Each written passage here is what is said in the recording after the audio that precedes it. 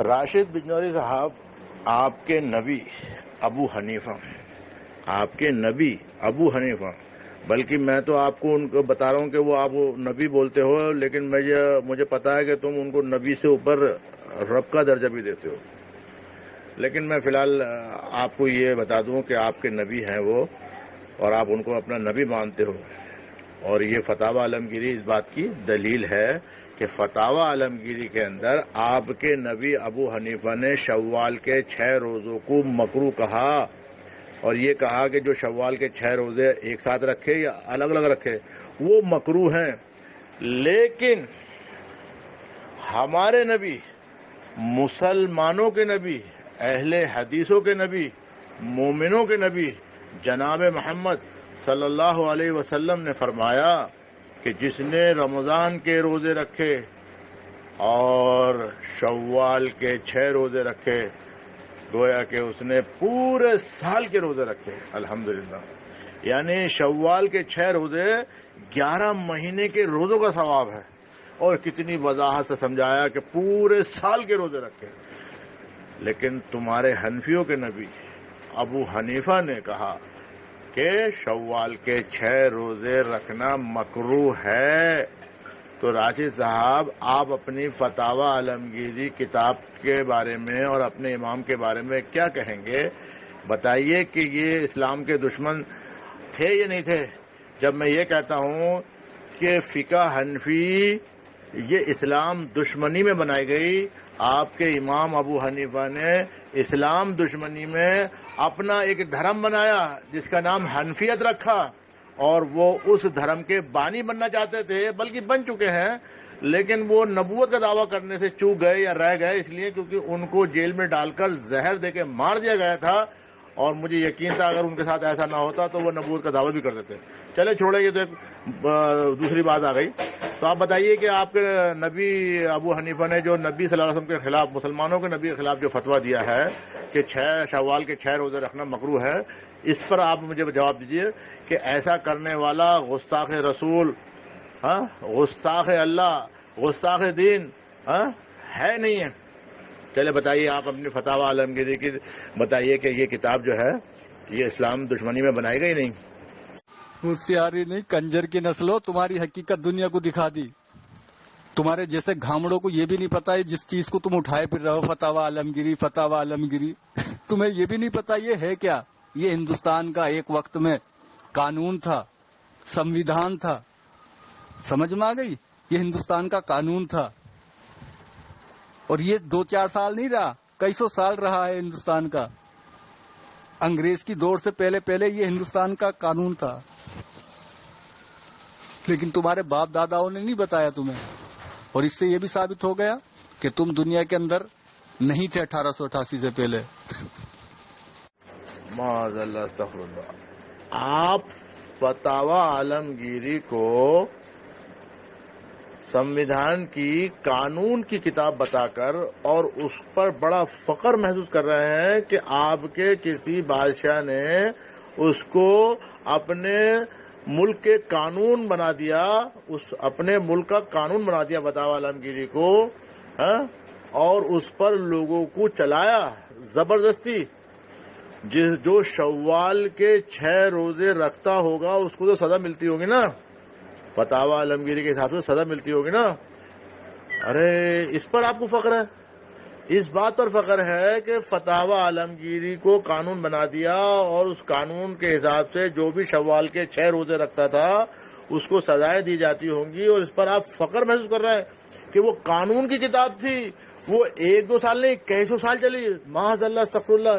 اس سے بڑی لعنت اور اس سے بڑا گناہ تمہارے ساتھ اور کیا ہوگا اللہ کا، کہ جو اللہ نے شریعت اتاری تھی آسمان سے، اتبعوا ما انزل الیک من ربک، کہ اس کی اتباع کرو جو رب کی طرف سے اتارا گیا ہے، اور تم نے اس کو چھوڑ کر، جیسے میں نے پہلے بتایا تھا کہ تمہارے امام کے قول کے مقابلے میں اللہ کا کلام آ جائے یا نبی صلی اللہ علیہ وسلم کی حدیث آ جائے، تم اس کو تعویل کرو گے، اس کو ادھر ادھر کرو گے، لیکن اپنے امام کے قول کو کچھ نہیں کرو گے، اس کو اپنی جگہ قائم رکھو گے. اور یہ بات آپ نے یہ ثابت کر دی. میں نے جیسے آپ کو بولا تھا نا، کیا بولا تھا میں نے، کہ میں نے یہ بولا تھا کہ تم لوگ امام ابو حنیفہ کو نبی بھی مانتے ہو اور نبی سے اوپر رب بھی مانتے ہو. آپ نے یہ ثابت کر دیا کہ آپ کے بادشاہوں نے، حنفیوں نے نبی صلی اللہ علیہ وسلم کی حدیث کی مخالفت کی، اللہ تعالیٰ کی شریعت کی مخالفت کی، اور اپنا جو قانون جو بنایا وہ تم نے فتاوی عالمگیری کو بنایا، نہ کہ قرآن کو بنایا، نہ کہ حدیثوں کو بنایا. اور اس کے بعد آپ کس طرح کی جملے استعمال کر کر کیا ثابت کرنا چاہتے ہو؟ مجھے گالی بک کر، برا بلا کہہ کر کہ تم حق پر ہو جاؤ گے. الحمدللہ ہم لوگ آج بڑے مطمئن ہیں اس بات سے کہ ہم لوگ اہل حدیث ہیں اور اللہ اس کے رسول کے ماننے والے ہیں. اور راشد صاحب، مجھے گالی بکنے سے تم حق پر نہیں ہو جاؤ گے. اور تم نے یہ بتایا کہ تمہارے بادشاہوں نے جو شریعت اللہ نے اتاری تھی اس کو اپنے ملک کا قانون نہیں بنایا. جو شریعت، جو قانون تمہارے رب ابو حنیفہ نے بنایا تھا فتاوی عالمگیری کو، اس کو قانون بنایا اور اس کو نافذ کیا اور مسلمانوں کو اسلام پہ چلنے سے روکا، نبی کی سنت پر عمل کرنے سے روکا. یہ بات آپ نے اپنی زبانی کہی ہے، اب اس سے بھاگنا نہیں ہے. اور بات سنو، اگر تم مسلمان ہو اور میری بات سننے کے بعد کہ یہ شریعت جو ہے وہ اللہ نے اتاری ہے وہی نافذ ہونی چاہیے، کسی اور کا بنایا ہوا شریعت وہ شریعت نہیں ہے، لعنت بھیجو اس کو. ٹھیک ہے اگر مسلمان ہو تو. کنجر کی نسل، لعنت بھیجنا تمہارا کام ہے، ہمارا نہیں. ہمیں نبی کی حدیث ہے کہ اگر مجتہد کسی مسئلے میں اجتہاد کرے اور اس سے غلطی ہو جائے، خطا ہو جائے، تو اسے ایک نیکی ملتی ہے، اس پر لعنت نہیں بھیجی جاتی، اس پر لعنت نہیں بھیجی جاتی. لیکن تم اسلام کے دشمن ہو، تم نبی کی بات کہاں مان لو گے؟ تمہارا تو تم نے معاذ اللہ نبی تو تم نے توصیف الرحمان جاہل کو بنا رکھا ہے، طالب الرحمان جیسے جاہلوں کو بنا رکھا ہے. تو بولنا، تو اپنے آپ کو کس دلیل سے مسلمان مانتا ہے؟ اندھی تقلید کرنے کی وجہ سے تو قرآن کا رد کر رہا ہے، نبی کا رد کر رہا ہے، صحابہ اکرام کا رد کر رہا ہے، فقہاء اکرام کا رد کر رہا ہے. تو کس دلیل سے اپنے آپ کو مسلمان مانتا ہے؟ کنجر کی نسل، تو بتا. ہمارے پاس تو دلیل ہے، ہم نہیں کہہ سکتے برا، کیونکہ اللہ کے نبی کی حدیث ہے، اور ایک نہیں کئی حدیثیں ہیں. تو کون ہوتا ہے بھوکنے والا؟ اللہ ان کو غلطی پر بھی ان کو نیکی دے رہا، تو کون ہوتا ہے؟ کیوں وکٹوریا کے کتے بولنا. اس لیے تو کہتا ہوں نا، تم منکر قرآن اور منکر حدیث ہو. سامعین اکرام، آپ نے راشد بجنوری کا جواب سنا ہوگا جو گالی اور بہتان بازی سے شروع ہوا اور اس پر ہی ختم ہو گیا. ان سے سوال جو تھا وہ یہ تھا کہ آپ کے بادشاہ جس کا نام عالمگیر تھا، جس نے ہندوستان پر حکومت کی اور ہندوستان کے قانون کو فقہ حنفی رکھا. کیوں رکھا؟ کیونکہ وہ حنفی تھے اور انہوں نے اپنا دھرم کو اور اپنے دین کو، جو دین حنفیت ہے، اس کو ہندوستان کا قانون بنایا، نہ کہ قرآن اور حدیث کو، نہ کہ قرآن حدیث کو. کیونکہ حنفیت کے ہاں دین حنفیت ہی دین ہے، اس لیے انہوں نے اپنا اس کا دین بنایا. تو میں نے راشد صاحب کو بتایا کہ دین شریعت جو ہے اور قانون جو ہے وہ دین اسلام ہے، جو اللہ کی طرف سے اتارا گیا ہے.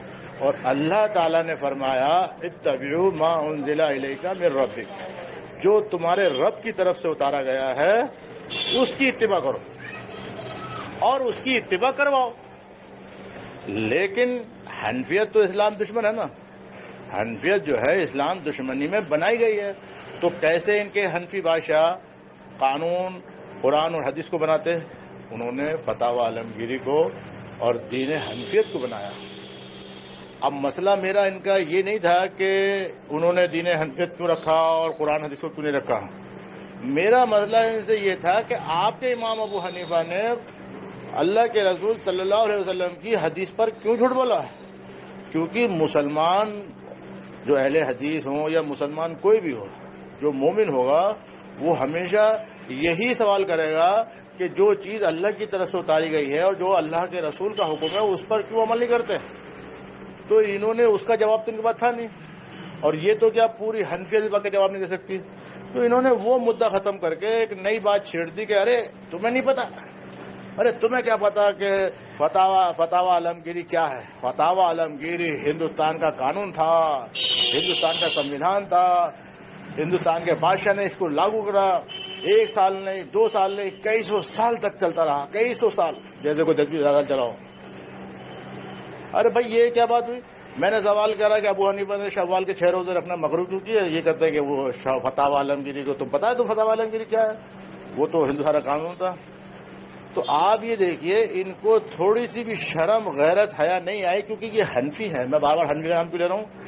انہوں نے اس بات کا جواب دینا تھا یا یہ کہنا تھا کہ امام ابو حنیفہ سے غلطی ہو گئی یا ہم اس بات کو نہیں مانتے، لیکن نہ، کیونکہ ان کے پاس جواب نہیں تھا، نہ تو یہ کہہ سکتے کہ ہم اس بات کو نہیں مان سکتے، نہ یہ کہہ سکتے کہ امام ابو حنیفہ کو نہیں مان سکتے یا ان کی بات کو جھٹلا سکتے ہیں، یہ کچھ بھی نہیں کہہ سکتے، مجبور ہیں۔ قرآن حدیث کے خلاف بول سکتے ہیں، یہ قرآن حدیث کی دشمنی کر سکتے ہیں، لیکن امام ابو حنیفہ کی کسی بات سے دشمنی نہیں کر سکتے۔ تو میں نے ان کو صرف یہی کہا کہ بھائی جو چیز قرآن حدیث کے خلاف ہے اس کو لعنت بھیجو۔ تو انہوں نے پھر ایک جھوٹ بول دیا۔ کیا بول دیا؟ انہوں نے کہا کہ ہم لعنت کیوں بھیجیں؟ کیونکہ اللہ کے رسول کی حدیث ہے، اللہ کے رسول صلی اللہ علیہ وسلم کی حدیث ہے کہ اگر مجتہد سے ایک اجتہاد میں غلطی ہو جائے تو اس کو ایک نیکی۔ تو بھائی راشد صاحب سے میرا سوال ہے، اور سامعین آپ لوگ بھی اگر ان کو جانتے ہو تو ان سے پوچھیں کہ جس چیز کی نص، جس چیز کا حکم قرآن میں ہو اس پر اجتہاد نہیں ہوتا ہے۔ تو امام ابو حنیفہ کو پتا تھا کہ شوال کے 6 روزے رکھنے کا حکم اللہ کے رسول نے دیا، اور انہوں نے اس کی مخالفت میں کہا کہ نہیں رکھنا مکروہ ہے۔ جس طرح سے امام ابو حنیفہ اللہ کے دشمن تھے، اللہ کے رسول کے دشمن تھے، قرآن میں اللہ تعالیٰ نے فرمایا کہ بچے کے دودھ پلانے کی مدت 2 سال ہے، امام ابو حنیفہ نے اللہ سے دشمنی کی، اللہ کی بات کی مخالفت کی اور کہا نہیں 2.5 سال ہے۔ 6 مہینے امام ابو حنیفہ نے اپنی طرف سے بڑھائے۔ اللہ کے رسول صلی اللہ علیہ وسلم نے کہا کہ شوال کے 6 روزے رکھنا سنت ہے، امام ابو حنیفہ نے کہا نہیں مکروہ ہے۔ تو آپ کو میں یہ بات بتا رہا ہوں کہ دشمن کون ہے؟ امام ابو حنیفہ، اور حنفی قرآن حدیث کے دشمن ہیں۔